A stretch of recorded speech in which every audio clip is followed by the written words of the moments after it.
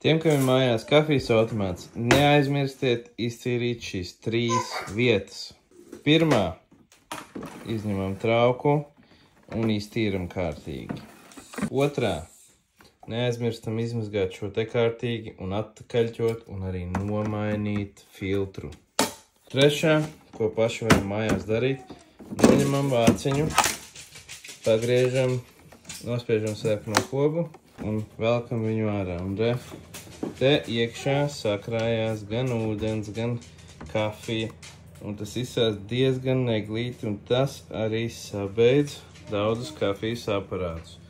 Tā kā atveram iekšiņu, kārtīgi izskalojam un iztīram arī šo trākumu. Kafijas aparāti beidzās nost tāpēc, ka netiek vienkārši iztīrīti. Un gluži vienkārši ar bērnu vecu zobirstīti un parastu švamīti un pa kādam papīra dvielītim. Šis ir vienkārši izmazgāts. Mēs viņu varam likt atpakaļ iekšā. Šeit šo arī izskatojuši esam.